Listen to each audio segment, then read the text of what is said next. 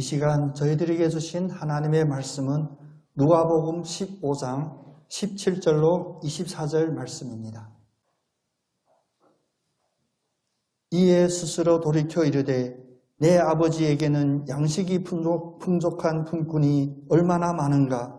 나는 여기서 두려 죽는구나.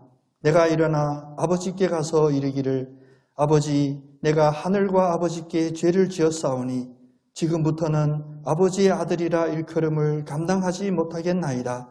나를 품꾼의 하나로 보소서 하리라 하고 이에 일어나서 아버지께로 돌아가니라.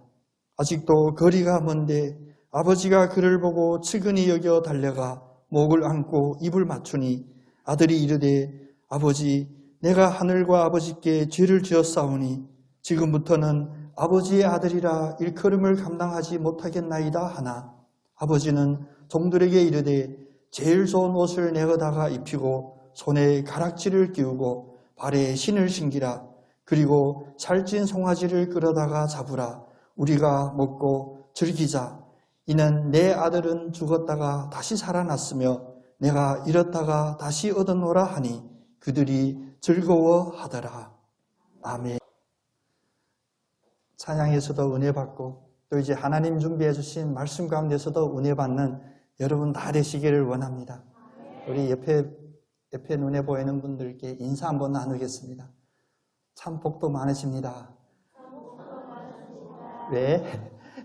주 안에 잡힌 바 되었으니까. 그렇습니다. 우리가 주님 앞에 있고 또 주님이 붙잡아 주시면 그 속에 참 복이 있습니다. 그래서 예수 믿는 이들은 다 복된 사람이다 라고 이야기를 해요. 그 말인즉 예수 안에 있지 않으면 이 성경에서 말하는 교회에서 이야기하는 그 복이 아닌 복 밖에 있다라고 이야기할 수가 있습니다. 오늘 본문 말씀은 사실 좀 길게 예수님께서 이야기했던 말씀이에요. 우리가 또 익숙히 잘 알기도 하고 그런데 우리가 몇 번이든 반복하고 반복해도 그것이 질리지 않고 지루하지 않은 그러한 예수님의 가르침입니다. 우리가 흔히 탕자의 비유라고 이야기하는데 이 이야기에는 세 명의 인물이 등장합니다. 주된 인물이. 둘째 아들, 큰 아들, 그리고 아버지. 물론 그 가운데 종, 또 품꾼들도 이렇게 나오기도 하는데요. 그래서 탕자의 비유는 탕자만 이야기하는 것이 아니라 탕자의 형도 이야기하고 또 이 탕자의 아버지도 함께 이야기하는 그런 이야기입니다. 먼저 이 탕자를 보면 왠지 탕자를 보면 볼수록 내 모습이다라는 생각이 많이 들게 돼요.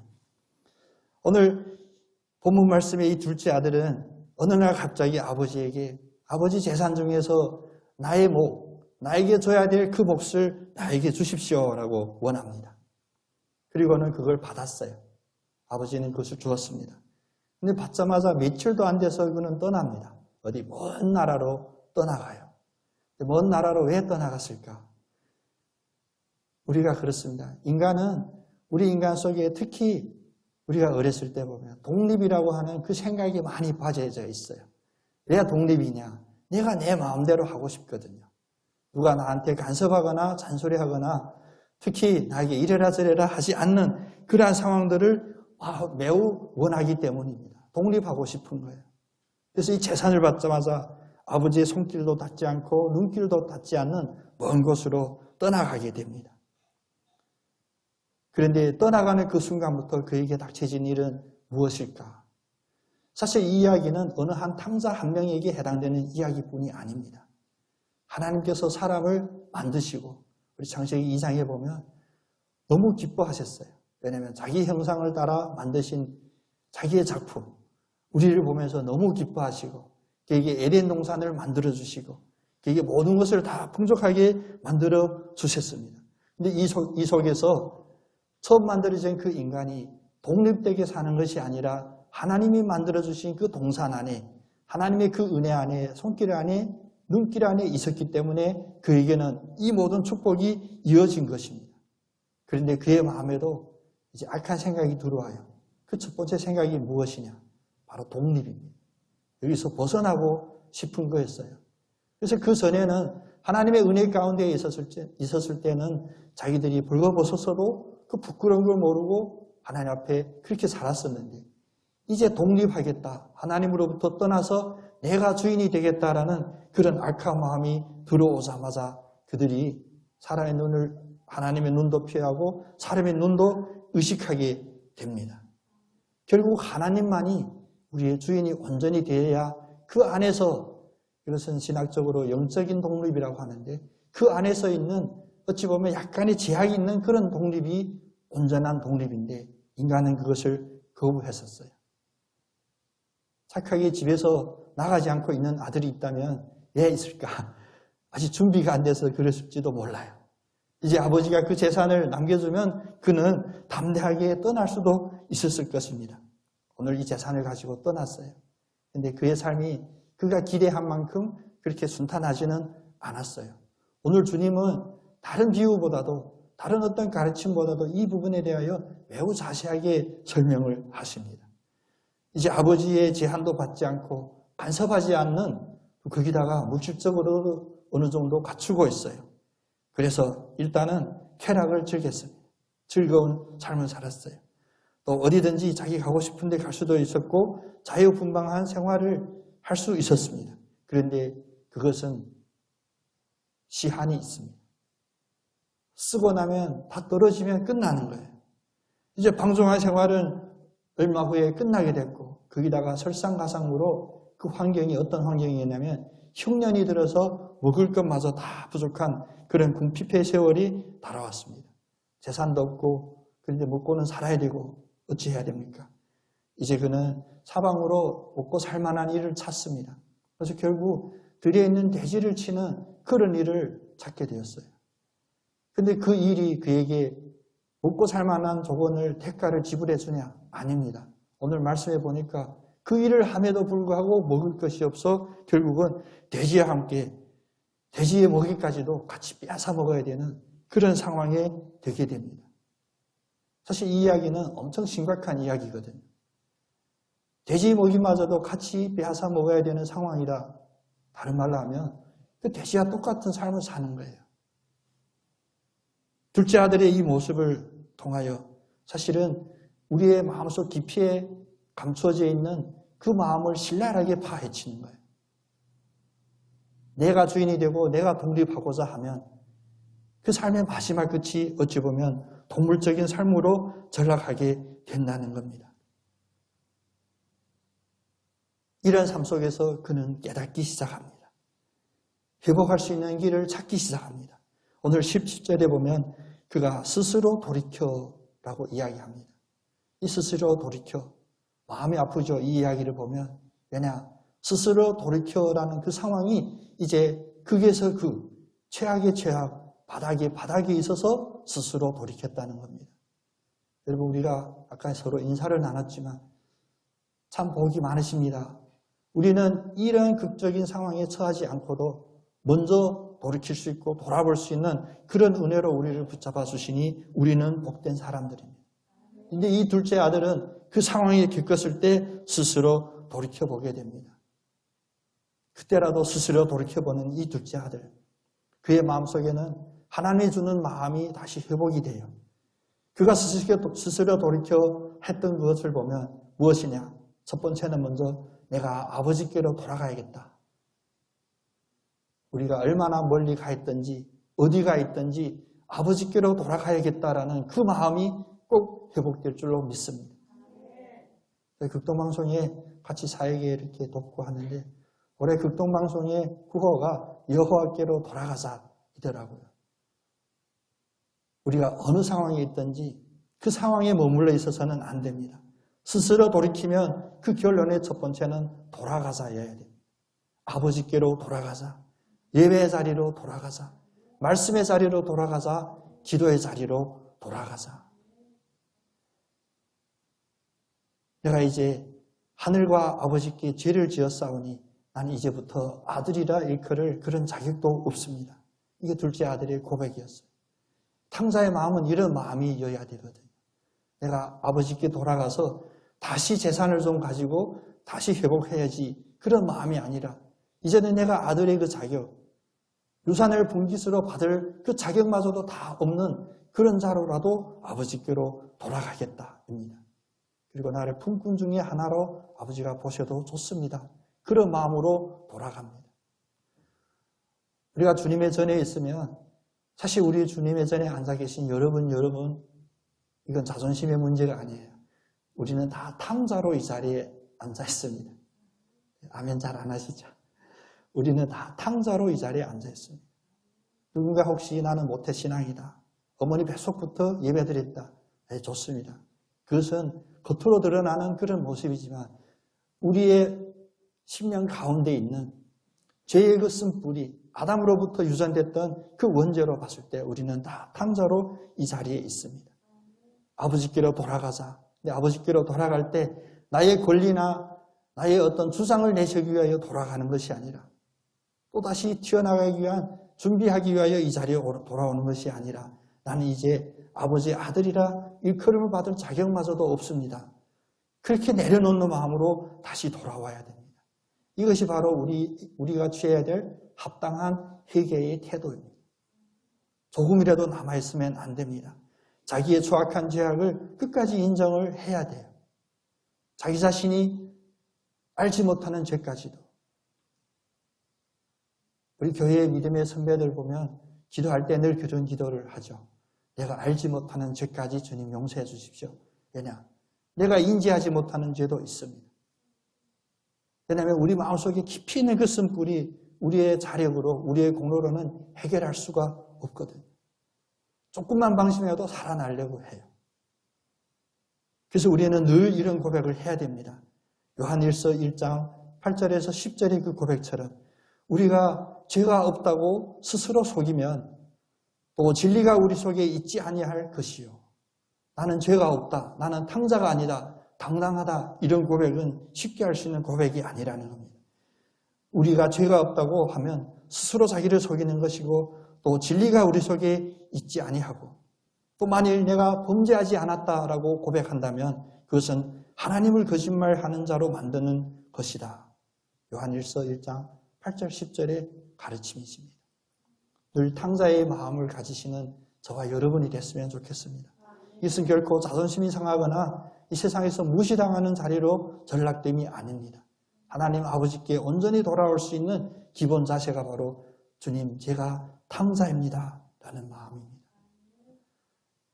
우리 작은 목소리지만 자신의 심령이 울릴 정도로 고백 한번 했으면 좋겠습니다. 하나님께로 돌아가겠습니다. 아멘. 아버지는 이 얼마나 복잡한 심리를 가지고 있는 이 탕자, 그 탕자를 그냥 받아주셨어요. 용납하시고 사랑으로 안아주십니다. 물론 이건 드라마로 찍으면 아마 장편 대하 드라마로 찍을 수 있을 거예요. 특히 또 심리학을 전공하는 이들이 이 이야기를 풀어낸다면 그 탕자의 그 심리 엄청나게 분석하고 풀어낼 수도 있을 것입니다. 근데 오늘 말씀은 그것에 초점을 둔 것이 아니라 아버지의 그 모습을 바로 보여주십니다. 아버지는 그 아들을 맞이하면서 먼저 했던 이야기가 뭐냐? 제일 좋은 옷을 내다가 그에게 입히라. 그리고 손에는 가락지를 끼우고 발에는 신을 신기라. 그리고 찰진 송아지를 끌어다가 잡고 우리가 잔치를 베풀자. 여기서 제일 좋은 옷, 가락지, 신발 이런 것은 무엇이냐면 그 아들의 신분을 드러내는 그런 것들이었어요. 요즘은 우리가 가락지 하면 어떤 결혼의 그 약속의 표징으로 가락지를 많이 하죠. 근데 그 고대에 보면 이게 중동뿐만 아니라 어느 나라든 그 가락지가 바로 도장이었어요. 우리 인간같이. 그래서 누군가가 가락지를 끼고 있으면 그에게는 그 신분을 드러내는 그런 모습입니다. 옷도 마찬가지입니다. 옷도 그에게 어떤 자격이나 신분을 드러내는 그런 외적인 모습이기도 했어요. 인간이 추구한 그런 모습이 아니라 하나님이 주시는 의의 옷을 입으면 우리도 하나님 앞에 의롭다 칭함을 받는 그러한 영적인 상징적인 의미였습니다. 더럽고 추하고 돼지우리에서 함께 먹다가 나온 그 아들에게 먼저 그에게 깨끗한 흰 옷을 입혔을 때 그가 바로 칭함을 받는 그런 영적인 축복을 받은 것입니다. 오늘 우리에게도 우리 속에 있는 그렇고 더럽고 추한 것이 가득할지라도 회개함으로 하나님 앞에 다시 돌아온 우리들에게는 이제 탕자가 아닌 주님이 주신 의로운 옷을 허락해 줄 줄로 믿습니다. 아까 예배 전 찬송 부를 때 우리가 이제 주님 만날 때 그 예복이 준비되어 있냐?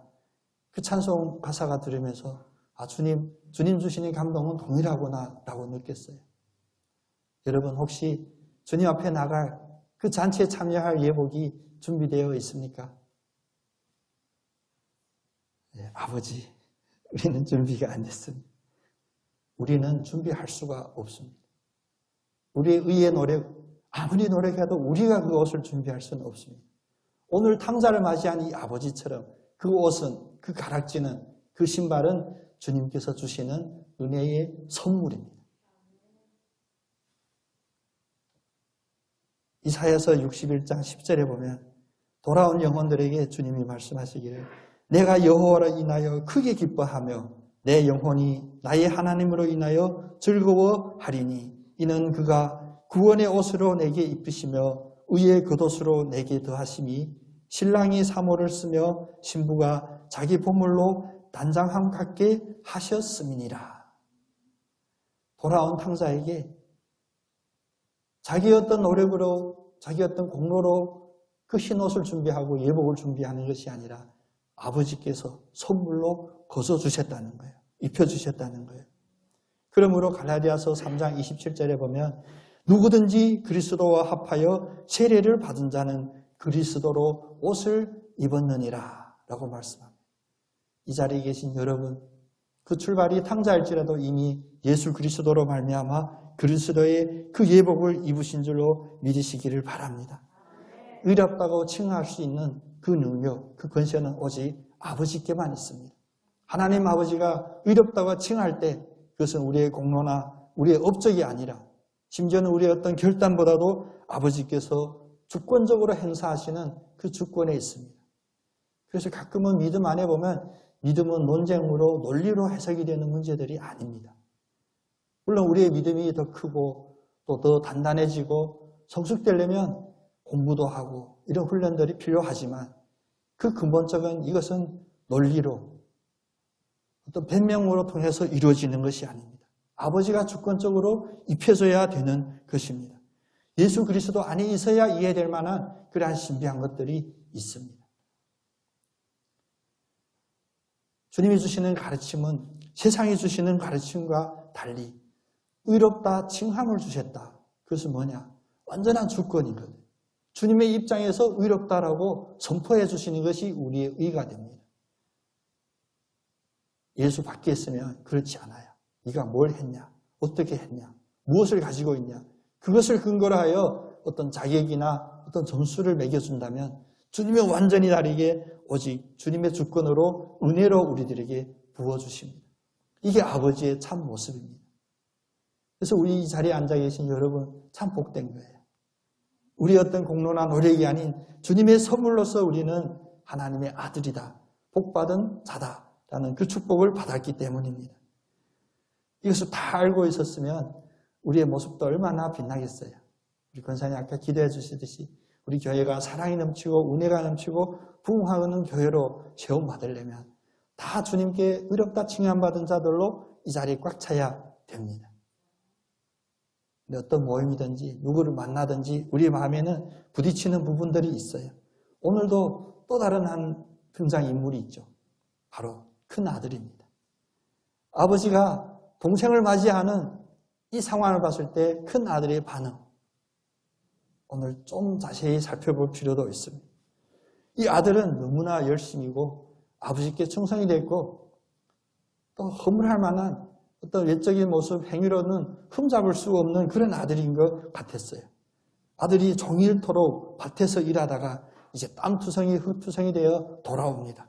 근데 집에 가까이 왔을 때 집에서 풍악이 울리고 잔치집 분위기가 춤추는 소리, 노래하는 소리가 들리게 돼요. 갑자기 의아한 생각이 들었어요. 오늘 우리 집에 특별한 일이 있을 날짜가 아닌데 집으로 들어가기 전에 밖에서 종을 만나 묻습니다.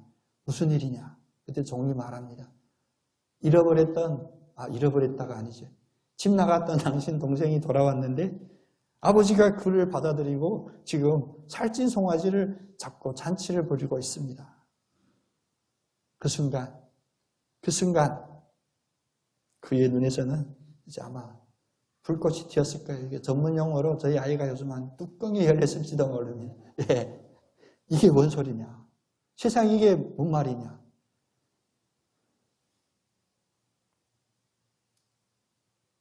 그의 그 마음을 오늘 성경 말씀은 딱 한마디로 표현했습니다. 왜냐하면 집으로 들어가지 않는데. 집으로 들어가지 않으려고 한대요. 얼마나 억울하고 분통하고 했겠습니까? 전 지금까지 아버지께 어떻게 했는데, 저 둘째는, 작은 애는 어떻게 했는데, 이것을 알게 된 아버지가 달려나와 그 큰 아들의 손을 잡고 들어가자고 권합니다. 그때 그의 불만, 억울함이 막 터져나와요. 길게 얘기하죠. 나는 이렇게 여러 해 동안 집도 안 나가고 아버지만 섬겼는데 아버지 명령을 어긴 적도 없고, 그런데 아버지께서 나에게 친구들과 즐기라고 염소 새끼 한 마리라도 잡아준 적이 있습니까?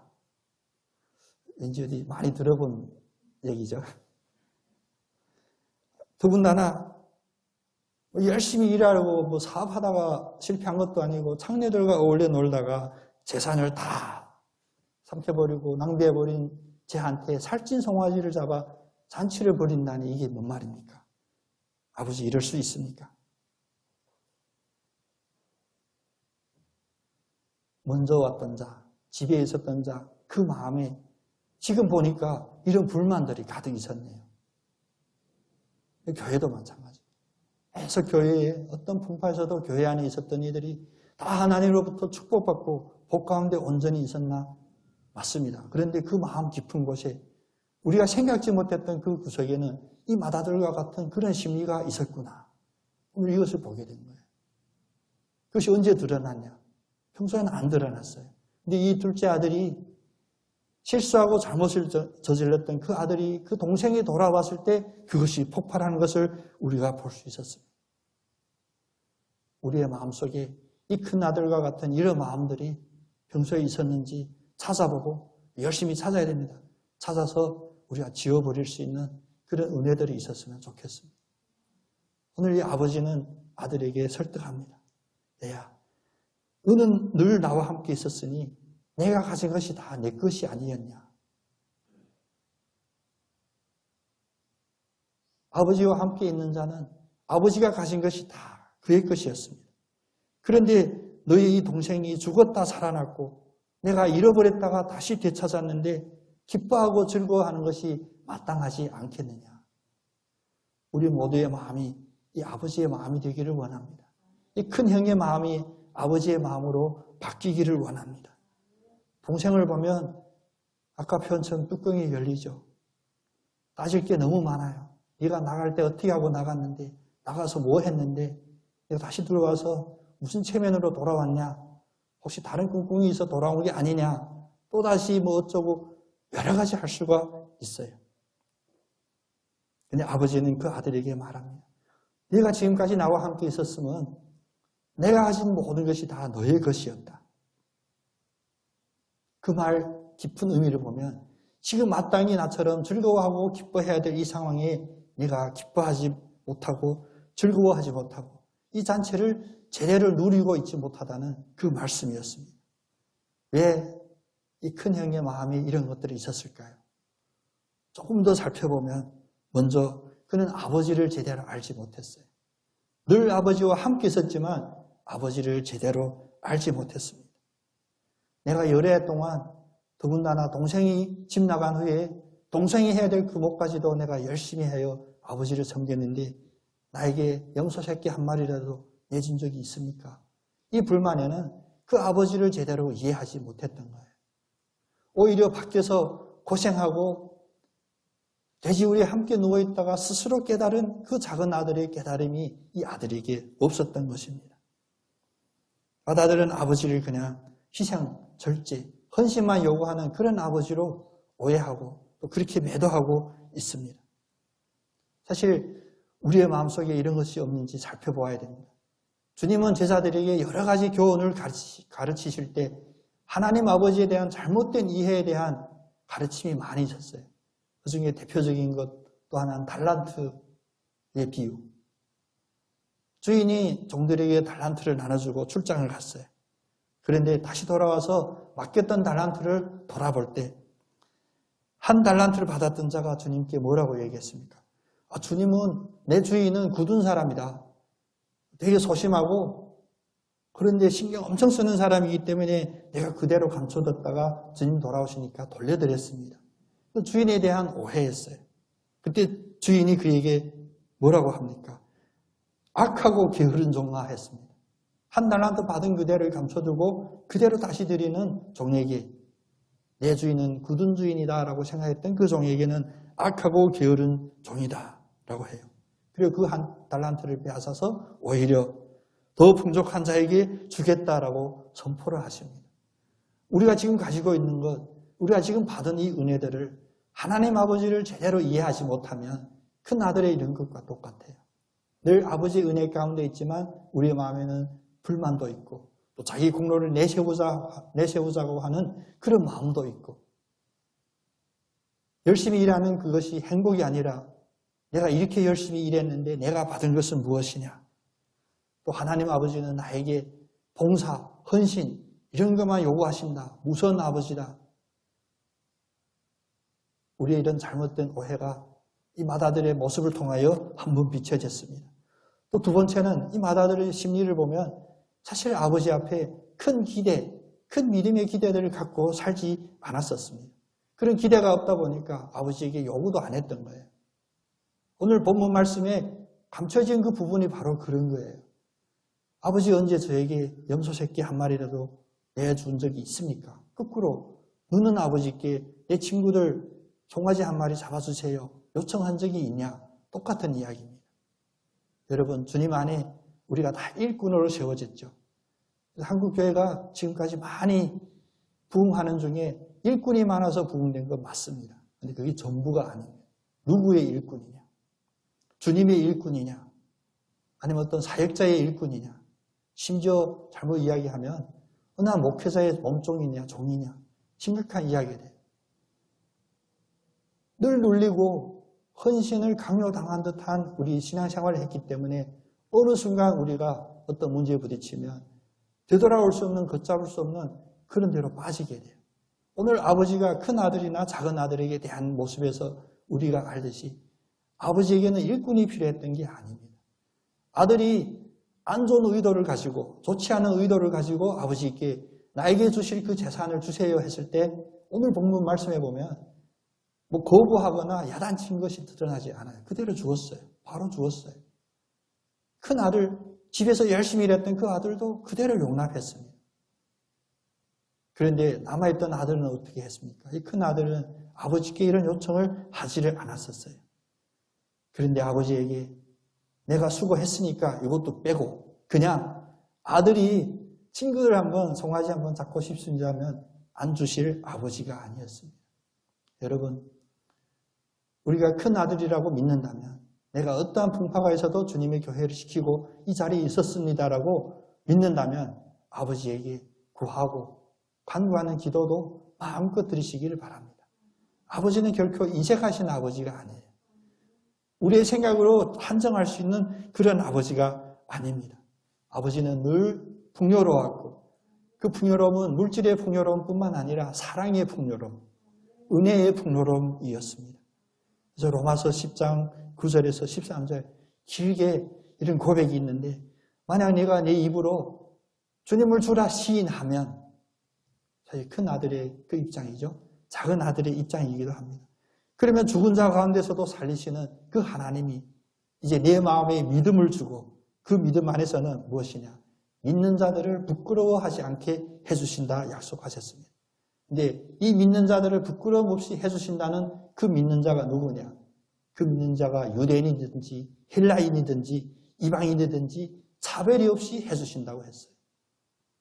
큰 아들이든 작은 아들이든 아니라 오직 주 안에서 주님을 부르시는 모든 이들에게 주의 이름을 부르는 자들에게 구원을 주시는 하나님 아버지셨습니다. 여러분 눌리지 마시기 바랍니다. 세상의 그런 관습이나 세상의 습관대로 교회 안에 들어와서도 눌리지 마시기를 바랍니다. 주님께 담대하게 구할 것 담대하게 구하고 내가 주님 앞에 충성된 일꾼입니다는 회사나 그런 구조 속에서 일꾼이기 먼저 하나님께 은혜 받은 풍요로운 하나님 안에 있는 그 맏아들이 되어야 됩니다. 하나님 아버지께서 애굽에서 430년 동안 종살이했던 그 자기의 백성을 끌어내시고 광야에서 훈련시키시면서 하셨던 주님의 말씀 여러분 기억나시죠? 시편 81편 10절 21절에 보면 나는 너를 애굽 땅에서 인도해낸 여호와 네 하나님이다. 네 입을 넓게 열라 내가 채우리라. 내 백성이 내 소리를 듣지 아니하며 이스라엘이 나를 원치 아니하였도다. 이끌어낸 하나님이 바로 나다. 나는 너희들이 입을 크게 넓게 벌려서 나에게 부르시면 다 채워주시기로 작정한 하나님 아버지이신데 너희들이 내 말을 따르지 않고 나에게 구하지 않았다 였습니다. 오늘 맏아들과 같은 그러한 잘못된 어찌 보면 아쉬운 믿음의 모습들이 아니라 하나님 앞에 기대를 가지시고 소망을 가지시고 담대히 입을 넓게 벌려 부르시는 우리의 신앙이 됐으면 좋겠습니다. 세 번째가 중요한데 이 맏아들은 무엇이냐? 그의 마음속에는 사랑보다도 율법적인 그런 잣대들이 편견들이 먼저 서 있었습니다. 아버지가 이야기하지 않았는데 오늘 30절 말씀에 이어서 보면 큰 아들이 뭐라고 하냐? 아버지의 살림을 창기와 함께 먹어버린 이 아들이 그 아들에 대하여 이제 규정해요. 판단해요. 어찌 보면 정죄 그대로 제대로 했죠. 아버지 살림을 창기와 함께 먹어버렸다. 그러니까 처벌해야 된다는 겁니다. 아버지의 용서와 은혜도 잘 몰랐고 동생이 스스로 회개하는 그 마음도 알지 못했기 때문에 너무나 합리적인 듯 보이는 이런 판단을 한 거예요. 우리는 누구를 보든지 우리의 인간의 시선으로 바라볼 때 어쩔 수 없이 생기는 그 그림자가 있습니다. 저 사람 어떤 사람인데 어떻게 했는데 심지어 자기 잘못을 뉘우치고 오는 이상 받아들여야 될 그러한 긍휼한 마음이기 먼저 그런 그림자들이 먼저 보인다는 거예요. 잘못된 판단이 아닙니다. 이건 그 사실이었으니까. 아버지 재산을 갖다가 창기와 함께 다 날라먹은 그 아들이 맞습니다. 그런데 지금 이 시점에서 돌아온 이 탕자 앞에서 이것이 보여야 되는 것이 아니었습니다. 믿음도 그래요. 우리가 지식으로 우리가 가지고 있는 어떤 잣대로 바라보기보다 하나님 아버지의 그 마음으로 바라보는 것이 우리에게 기쁨이 되고 감격이 되는 그런 믿음이 됩니다. 아버지가 지금 잔치를 베푸고 있는 상황에서도 왜 이 큰 아들은 같이 즐거워할 수가 없냐? 그 마음속에 바로 이런 안경이 있었기 때문입니다. 이런 기준으로 바라보았기 때문입니다. 아버지가 하는 일, 우리가 이해되지 않는 일들도 많습니다. 우리의 기준으로 세상의 잣대로 우리가 판단할 수 없는 부분이 너무나 많이 있어요. 주님의 가르침 중에 포도원에 싹군들을 불렀던 그 이야기 여러분 기억나시죠? 포도원에 싹군이 필요했어요. 주인이 나가서 싹군 구합니다. 요즘 인력시장에 가서 사람을 구해요. 그런데 이른 아침에도 사람 불렀고 오전 9시에도 불렀고 12시에도 부르고 오후 2시에도 부르고 이제 퇴근 직전인 5시에도 불러왔습니다. 싹군하고는 그 싹을 이야기해야 되잖아요. 다 똑같은 대가를 약속하고 왔어요. 각자 왔으니까 몰랐네. 일 끝날 때 정산 나누겨 보니까 맨 나중에 온 사람부터 줍니다. 맨 먼저 왔던 사람이 보니까 이 세상에 이런 말도 안 되는 일이 있냐. 나는 이른 새벽부터 와서 하루 동안 일해도 5시에 온 사람하고 똑같은 보수를 받는다. 그런 상황이면 아마 우리 모두가 다 똑같은 생각했을 거예요. 너무 억울하다. 오늘 이 자리에서 그 이야기 길게 할 수는 없지만 주님이 그 주인이 했던 말, 그 말만 우리가 한번 생각해 보면 그 속에 있는 하나님의 섭리가 나옵니다. 내가 너와 같이 주는 것이 내 뜻이니라. 주인이 마음이에요. 내 것을 가지고 내 뜻대로 할 것이 아니냐. 내가 선함으로 내가 악하게 보느냐. 가끔 우리는 주님의 자리에 서서 바라보는 문제들이 있어요. 판단할 때. 우리는 내가 선 자리에서 내가 봐야 될 그 선까지 봐야 되는데 우리가 요즘 얼마나 지혜가 넘치고 총명한지 주님의 자리에서 보게 돼요. 그리고 하나님의 하시는 일마저도 우리가 판단하고 싶어요. 주님 어쩌면 이럴 수 있습니까? 주님 그렇게 하면 안 될 것 같은데요. 주님은 주님이십니다. 하나님은 하나님의 뜻이 계시고 우리의 생각과 우리의 한계를 뛰어넘는 그 절대적인 주권으로 하나님 뜻대로 하실 거라고 이야기합니다. 그래서 우리가 하나님 이름을 부를 때 또 하나님이 우리들에게 하나님 이름을 알려주실 때 앞에 어떠한 수식어도 없습니다. 내가 바로 스스로 있는 그자다. 내가 바로 스스로 있는 하나님이다. 오늘 그 하나님의 이 온전한 주권이 절대적인 주권이 드러나는 이 이야기가 우리의 마음속에 잘 기억됐으면 좋겠습니다. 오늘 큰 아들의 이 마음속에서 우리가 발견해야 될 것은 무엇이냐? 칭의, 구원받는 그 믿음의 축복은 내가 가진 의에서 그 율법에서 나오는 것이 아닙니다. 빌립보서 3장 9절 말씀처럼 오직 예수 그리스도를 믿음으로 말미암은 것이고 곧 이 믿음에서 하나님께로부터 난 의가 바로 주님이 칭찬하는 그 의입니다. 우리가 주님께로 돌아가서 주님의 마음을 품는 것이 주님의 입장에 서서 판단하고 정죄하는 그런 자리에 서려고 하는 것이 아니라 오로지 주님이 주신 그 은혜, 선물로 그냥 주신 그 은혜 가운데 거하는 그런 자리에 돌아가야 될 줄로 믿습니다. 오늘 귀한 잔치가 열렸습니다. 아버지가 기뻐하는 잔치가 열렸습니다. 참여하는 모든 사람, 큰 아들이든 돌아온 작은 아들이든 또 함께하는 그 품꾼이든 모두가 다 즐거운 그 잔치입니다. 이 잔치가 한 사람이라도 마음이 상하거나 아프지 않고 진짜 아버지가 베푼 그 잔치의 그 취지, 의도에 맞게 다 행복하고 즐거울 수 있는 그러한 잔치가 되어야 합니다. 오늘 우리의 예배도 마찬가지고 우리 매일 기도하는 기도의 자리도 마찬가지고 찬양하는 그 자리도 마찬가지일 줄 믿습니다. 우리의 마음속에 주님의 이런 긍휼함, 탕자마저도 맞이해 주시는 그 사랑, 넘치는 그 사랑이 가득한 그런 축복된 여러분 다 되시기를 예수님의 이름으로 축원합니다. 네, 기도하겠습니다. 하나님 아버지, 완전하고 철저한 하나님 아버지의 사랑 우리가 찬양하고 감사드립니다. 주님, 우리가 언제 어디까지 있었든지 상관하지 않고 돌아올 때 그대로 맞아주시고 의의 옷을 입혀주시고 가락지를 띄워주시고 신발 신겨주시고 잔치를 베푸시는 주님 사랑 다시 한번 감사드립니다. 그 잔치에 참여한 저희들의 마음속에 주님의 마음이 넘치게 하여 주시고 모두가 기쁨이 넘치게 하여 주시고 주님 그 안에 온전한 주님이 영광받는 귀한 잔치 이루어지게 하여 주시옵소서. 우리의 마음속에 있는 판단이나 우리의 마음속에 있는 그 큰 아들의 그런 마음들 다 내려놓게 하여 주시고 주님의 마음이 온전한 우리의 마음이 될 수 있도록 성령으로 함께하여 주시옵소서. 이 시간도 은혜 베풀어 주신 우리 주 예수님의 이름으로 기도합니다.